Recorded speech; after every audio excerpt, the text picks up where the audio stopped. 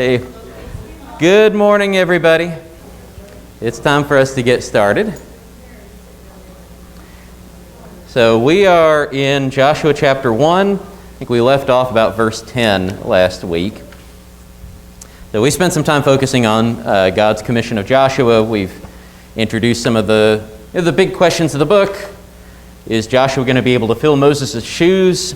Is this generation of Israel going to be more faithful and more obedient than their parents who died in the wilderness?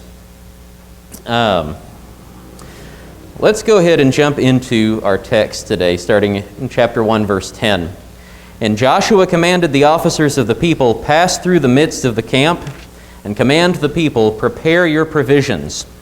For within 3 days you are to pass over this Jordan to go in to take possession of the land that the Lord your God is giving you to possess. And to the Reubenites, the Gadites, and the half-tribe of Manasseh, Joshua said, remember the word that Moses, the servant of the Lord, commanded you, saying, the Lord your God is providing you a place of rest and will give you this land. Your wives, your little ones, and your livestock shall remain in the land that Moses gave you beyond the Jordan. But all the men of valor among you shall pass over armed before your brothers and shall help them, until the Lord gives rest to your brothers as he has to you. And they also take possession of the land that the Lord your God is giving them. Then you shall return to the land of your possession and shall possess it, the land that Moses, the servant of the Lord, gave you beyond the Jordan toward the sunrise. All right, so Joshua goes in to issue commands in the camp, and it begins with this command to prepare your provisions, because within 3 days you're to pass over the Jordan, go in and take possession of the land. All right, now we've not gotten to the crossing of the Jordan yet, but I think most of you probably remember the story. So I'll give you some spoilers. It is going to be a miraculous crossing, because this crossing bookends the whole Exodus journey. Right? The Exodus begins with a miraculous water crossing, and it's going to end with a miraculous water crossing. And so at this point in Israel's history, we're directed to think back to that first Passover. Another spoiler, by the way, Israel is about to keep the Passover before they enter in to conquer the Promised Land. But we'll come to that when we come to it. But we're supposed to have the original Passover in mind. We're supposed to have the Red Sea crossing in mind as we consider Israel at this point. And I want you to notice something. All right, whenever, well, let me ask it this way. At the Passover, what kind of bread do you eat? Unleavened bread. Why unleavened?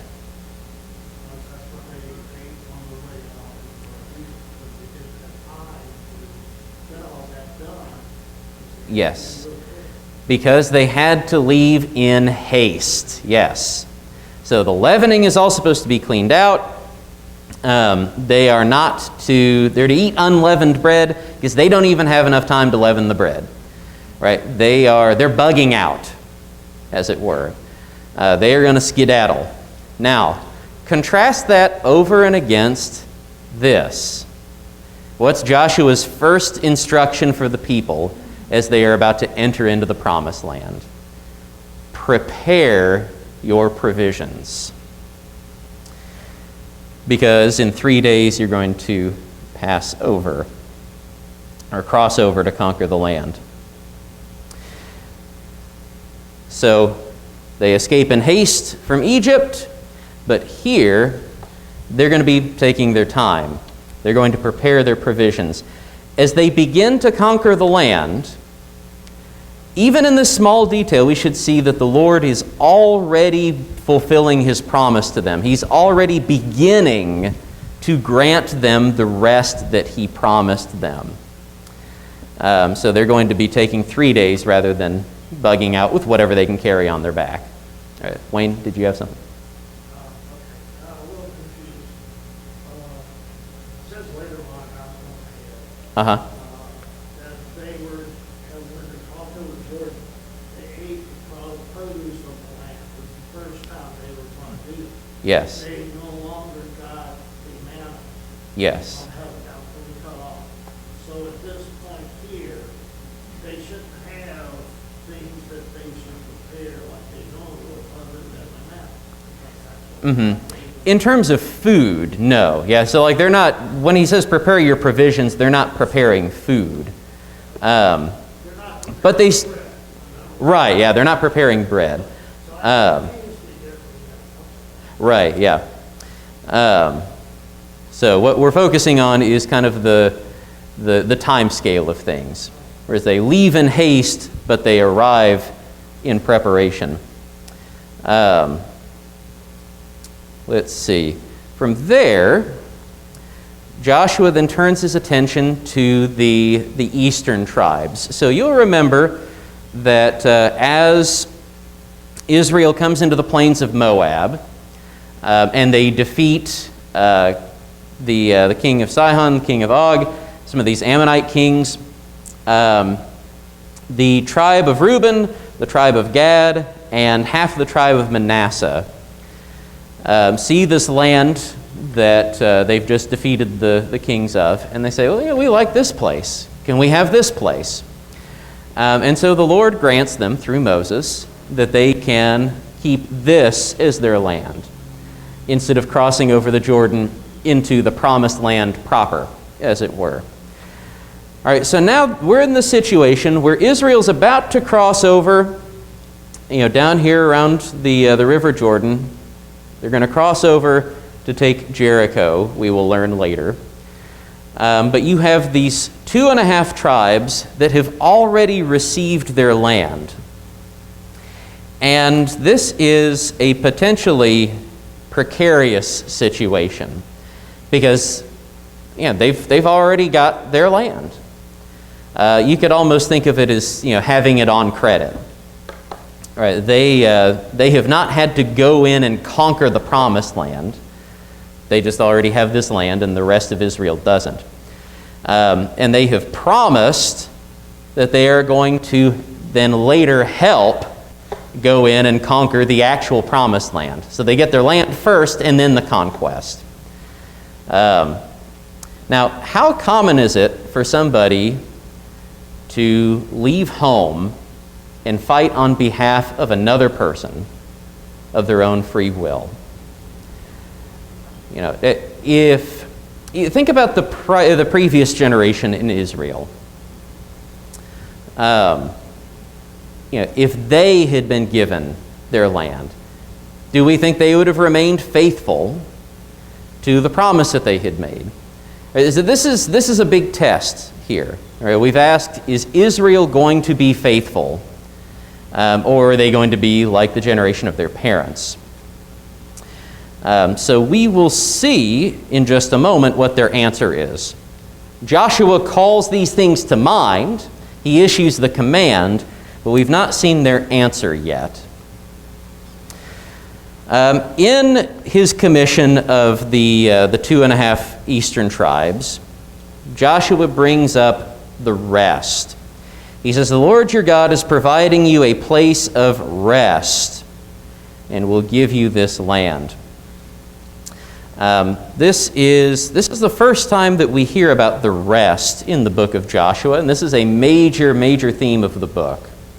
That Israel is going in to receive rest in the promised land. The eastern tribes have been given the land of their rest, and they are to help their brothers receive the land of their rest. So we'll trace that throughout the book, this idea of Israel going in to receive rest. I think we mentioned last Sunday that, of course, this is something that gets picked up on throughout the rest of the Bible. Right? Not just something that's focused on in Joshua, but the rest of the Scriptures understand the rest of the promised land to point to something bigger and something fuller.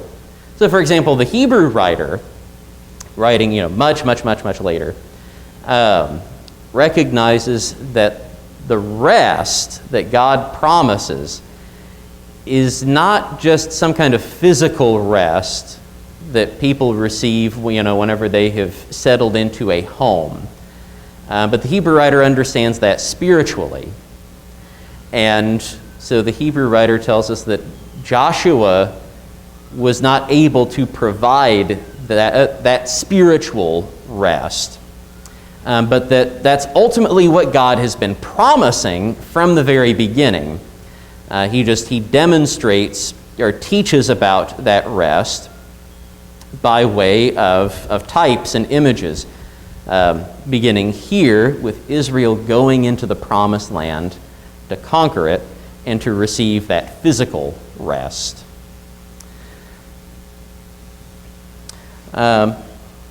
We should also note here that we see Joshua's role as a prophet. We talked a couple of weeks ago about Joshua's place in the Old Testament.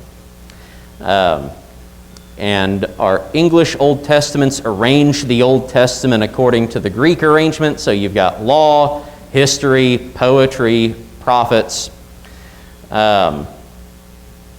In the Hebrew arrangement of the Old Testament, you've got the law, the prophets, and the writings. And Joshua is the first book of the prophets.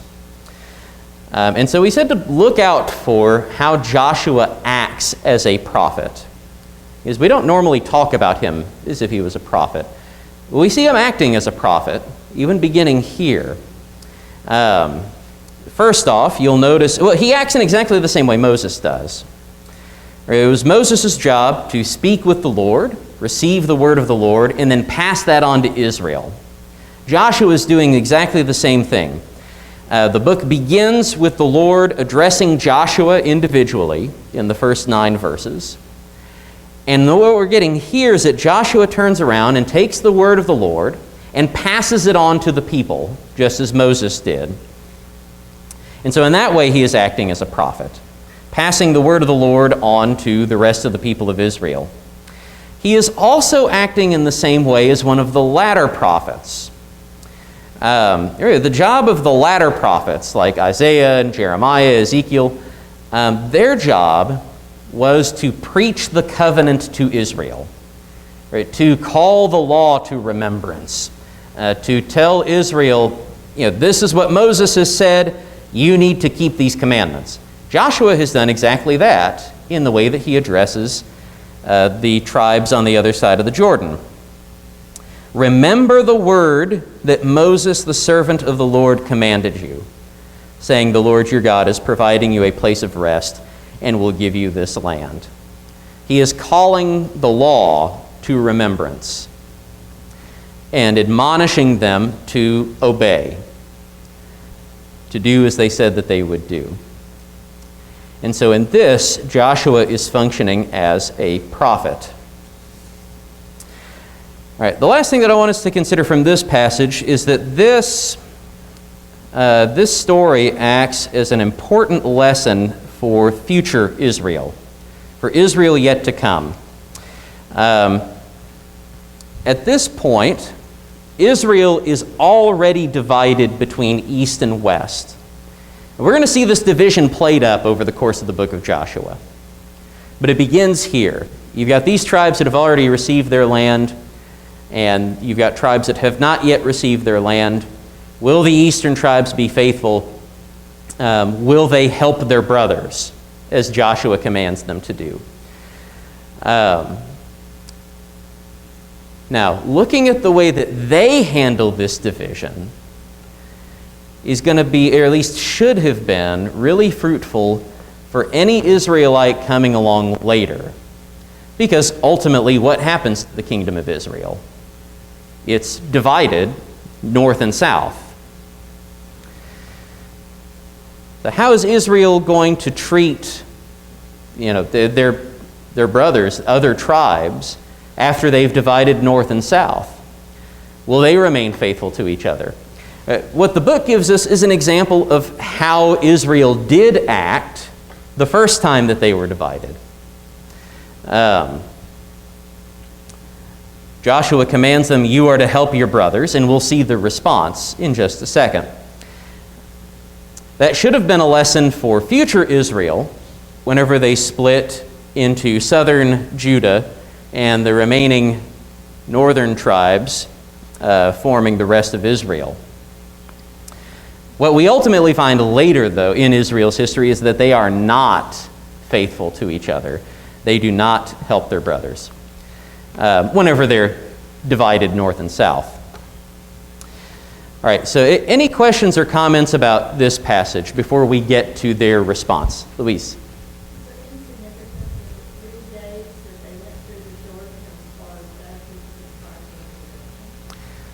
Probably. We get the 3-day figure several times here in Joshua.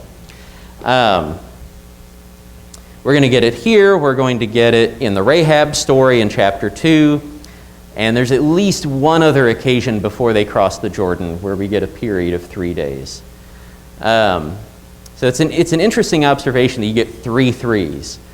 And I suspect that we are supposed to take some kind of messianic reading out of this. At the very least, if Paul tells us that we should see the Red Sea crossing as a type of baptism, then I think it's reasonable to say likewise that the Jordan crossing is a type for baptism. So, good question. Wayne?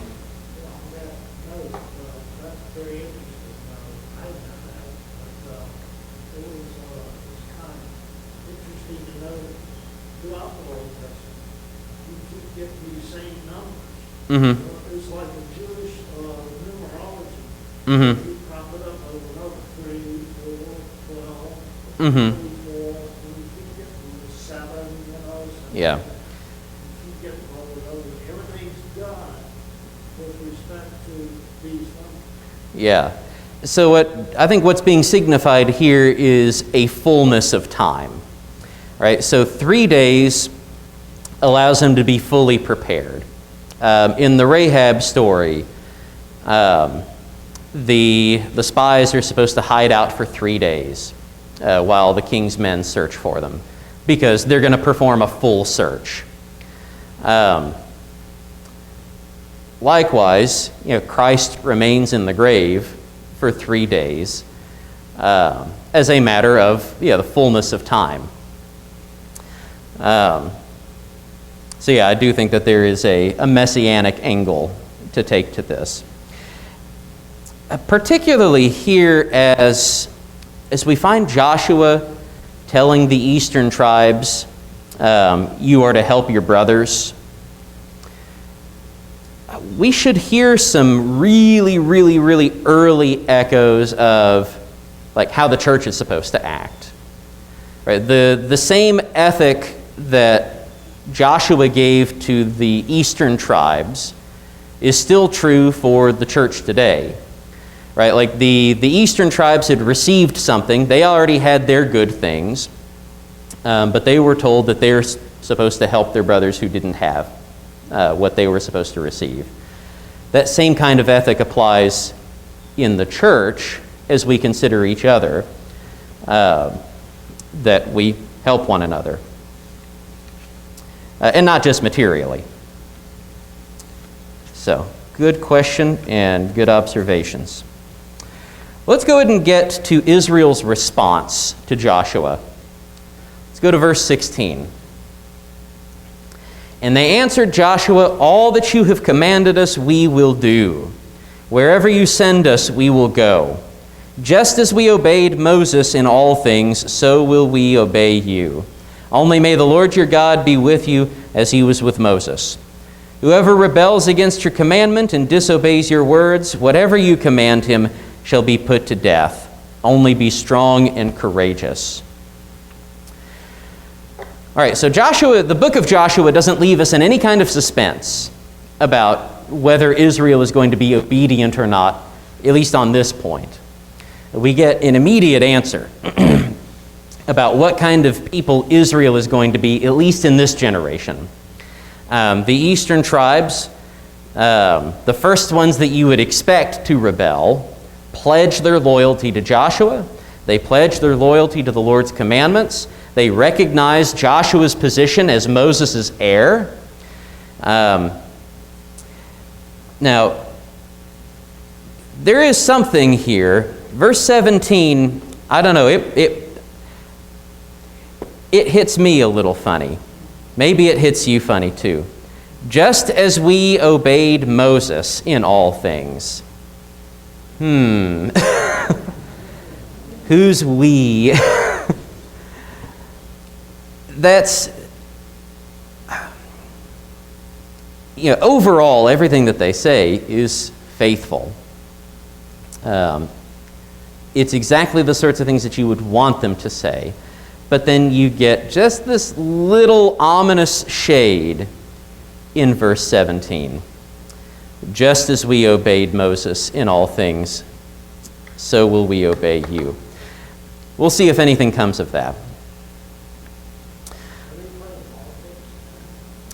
I don't know about that. So we'll have to see how this plays out.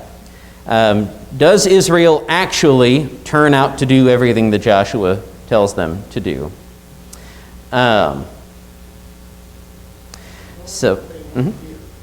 Yeah. Yes, Suzanne.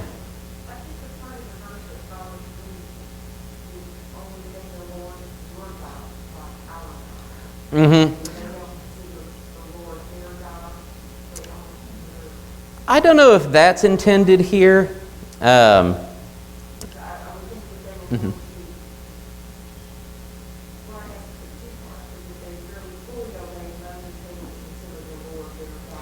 Yeah.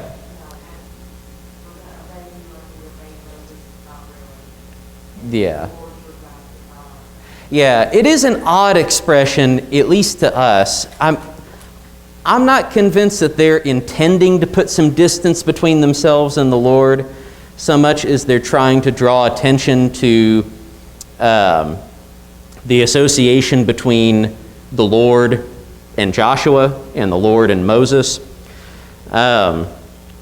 Because at this point, like from here forward, pretty much everything that they say is confessional in nature. Meaning it's part of the pledge, right? Whoever rebels against your commandment, disobeys your words, whatever you command him shall be put to death. Only be strong and courageous. And so, like, by the end of this, only be strong and courageous.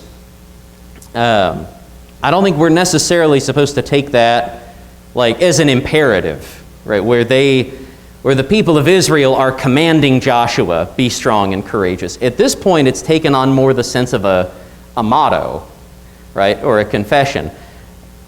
So I suspect what's going on here is that they mean, may the Lord be with you, in the way that we typically mean the phrase, may the Lord be with you. But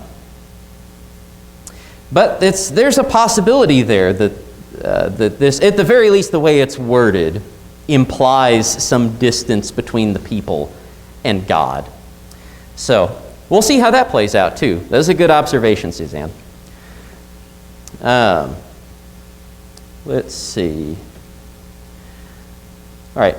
Any other questions or comments on this passage? Go ahead. I'm wondering, I know they said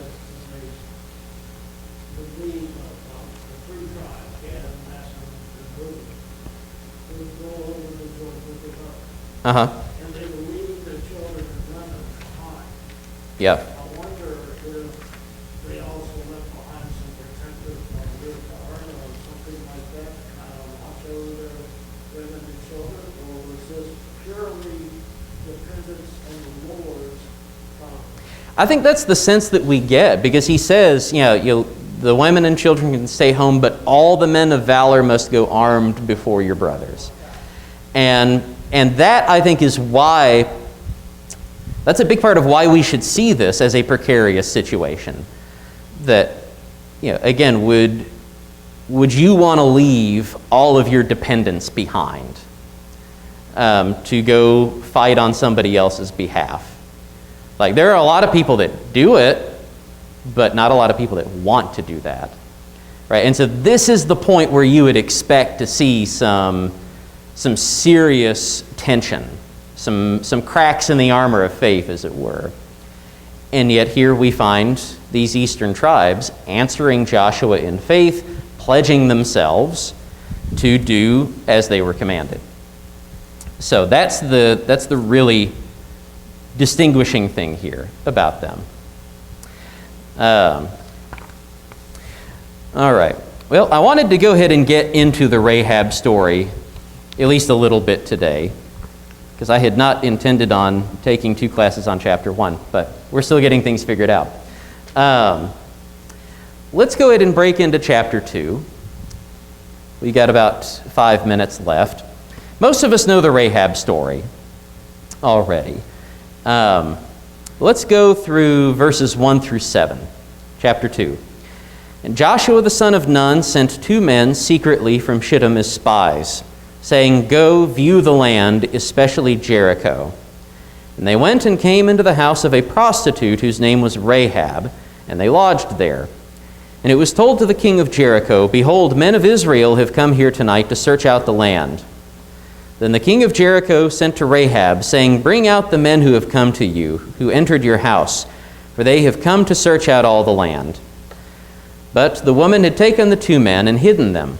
And she said, "True, the men came to me, but I did not know where they were from. And when the gate was about to be closed at dark, the men went out.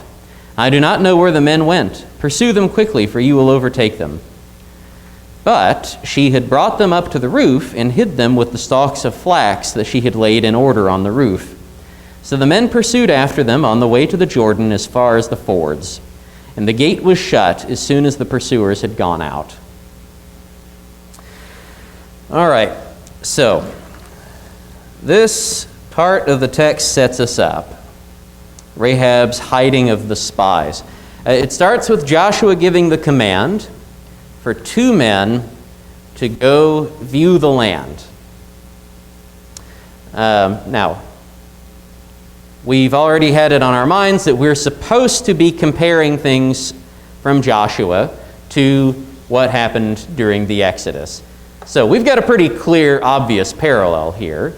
What's supposed to be on our minds as these 2 men are going in to spy out the land? The 12 men that went to spy out the land before.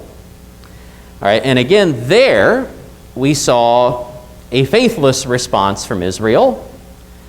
And so now the question should be on our minds, what kind of response are we going to get here? First off, what kind of report are these spies going to bring back? Are they going to be like the 10 who brought back a bad report? Or are they going to bring back a good report? And what's Israel going to do at that point? We are told that they come into Jericho and come into the house of a prostitute whose name was Rahab, and they lodged there. So they're staying at a prostitute's house. In antiquity, it does not necessarily mean that they were using her services. The law of Moses showed us that God is usually pretty quick to respond to Israel when they engage in sexual immorality. Right? You remember it's actually as they're encamped on the plains of Moab, right? Basically in exactly the same place where they are now, just earlier on. Remember some of the men of Israel fornicated with the women of Moab. And remember, the women of Moab led them to make sacrifices to Baal Peor. Do y'all remember what happened to Israel as a result of that? This was in Numbers 25. In short, like 23,000 people died in Israel as a result of that.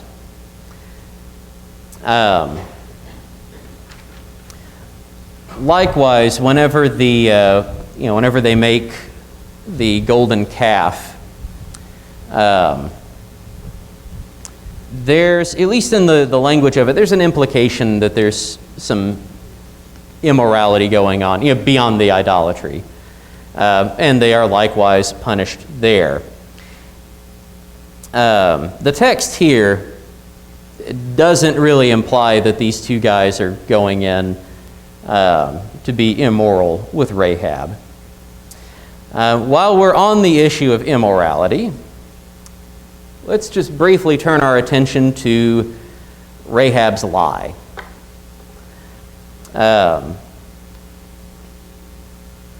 Because Rahab pretty clearly lies to the men that the king of Jericho has sent. The only thing I want us to notice here is that the lie, the fact that Rahab lied, is not the focus of the story. The story does not talk about, so the story shows us Rahab lying. The story does not talk about like whether Rahab's lie is good or bad or anything. So if anybody tries coming to this story to excuse lying, oh, you see, Rahab did it, the text isn't interested in that, right? The story's not there to excuse lying. Now, the text also does not condemn the lie, because the story, again, is not particularly interested in whether she's a liar or not.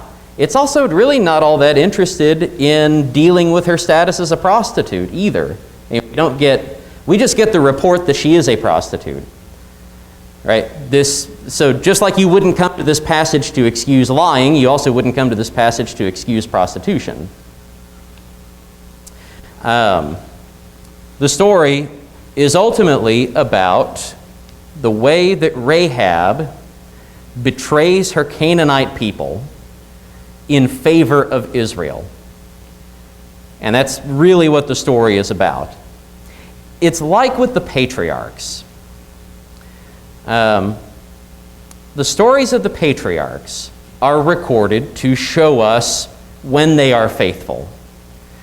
Right? So we get all kinds of stories about Abraham's faith. We get some stories about Jacob's faith. How much bad stuff did Abraham do? I mean, we studied that as we were going through Genesis. Abraham is not, he's not spotless by any stretch of the imagination. And yet, that's not the focus of the story. Right? So basically, what I'm saying is we need to treat Rahab the same way that we treat the patriarchs. Right? You don't go to Jacob, the story of Jacob, and say, you see, that's where the Bible tells us that it is okay to have multiple wives. Right? If you were to try to do that, that's not what the Bible's telling you. Right? The Bible's just reporting that Jacob had multiple wives. The same goes for Rahab and what she does here, being a prostitute and engaging in lying. The focus is on how Rahab welcomes the spies, hides them from her own people, and sends her people the other way, so that Israel can succeed. All right, now we're going to see the purpose of all of that, why Rahab is betraying her own people in the next passage, but we're out of time for it. Any questions or comments before we dismiss today? Okay. Well, thank you so much for your questions and comments today and your kind attention. We will pick up in the middle of the Rahab story next Sunday. So she's hid the spies. Actually, this is a good cliffhanger ending. The last thing we read was the gate was shut as soon as the pursuers were gone out. So what are these spies going to do to be able to get out of Jericho and take their report back? Dun, dun, dun. Find out in the next thrilling episode.